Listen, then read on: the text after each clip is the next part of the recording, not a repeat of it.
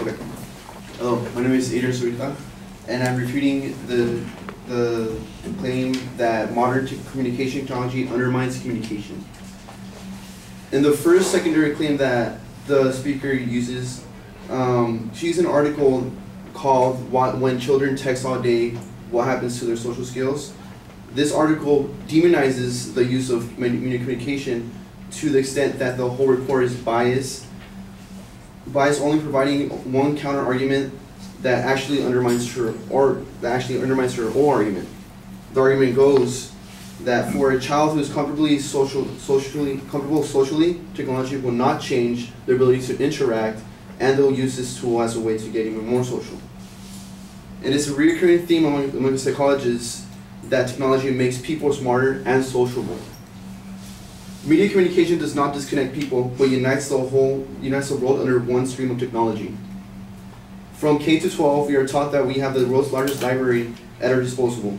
We are able to connect with various people at any given time, and websites like Omegle offer the opportunity to video chat with people throughout the world at any instance. This modern communication issue is not so modern if one takes into account the early 1900s. In the 1920s, there was a large session with radios and newspapers to satisfy the human need to keep updated. Modern communication is not truly harming the way humanity functions. Ideas are transmitted faster, communication with others is easier, and phone apps such as FaceTime applies a visual aspect to calling people that actually connects one person to another visually.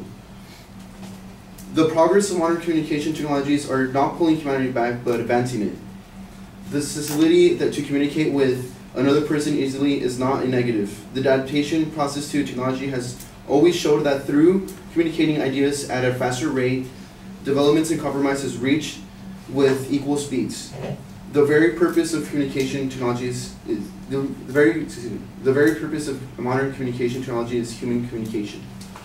A new study by Robert Hughes Jr., a professor of human development at the University of Illinois, even says that communication through technology are connecting divorced parents in the goal to aid their son or daughter.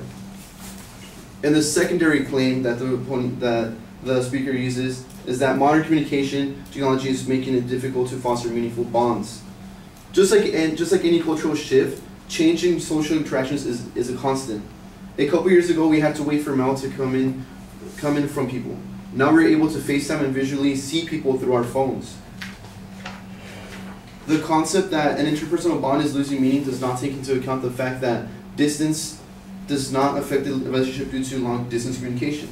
The prepaid calling card business in the USA just earned $3.3 billion in the year 2009, according to statistics done that year. These cards are used to be able to contact people internationally, the majority of purchasers being immigrants, the main being Mexican. These same Mexicans are sending $21.6 billion worth of MoneyGrams yearly back to their families in Mexico. Under this logic, we see that not all relationships are being ruined due to communication technology. In fact, people require modern communication technology to remain in contact with their loved ones internationally. There are many modern communication technologies that actually add a very human aspect. For instance, again, FaceTime lets the phone call turn into a face-to-face conversation, and instead of using texting, the application Snapchat lets users send video messages to their friends more effectively and faster. And the third secondary claim that the speaker uses goes as it said, modern communication technology is retarding social skills. The speaker uses the article "How Technology Wires the Learning Brain," which subtly states our social skills are weakened, but in turn the article states that this does not mean any sort of doom. In fact, it states that our brains are becoming smarter and sociable with use of various media-driven devices. An easier way to communicate, this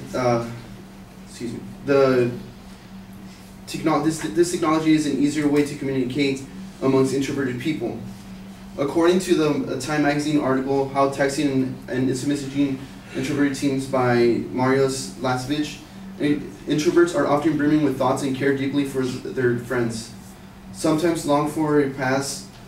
Oh, excuse me. Go on. But even the most socially skilled introverts, for whom are many, sometimes long for a free pass from socializing en masse or talking on the phone. This is what the internet offers: the chance to connect, but in measured doses from behind the screen.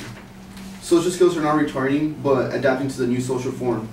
Technology is the advancement of human ingenuity and mostly revolves around human communication. As stated earlier, it is proven that technology is making us smarter and more sociable, and there isn't a great effect done onto those who use modern communication technology. Thank you.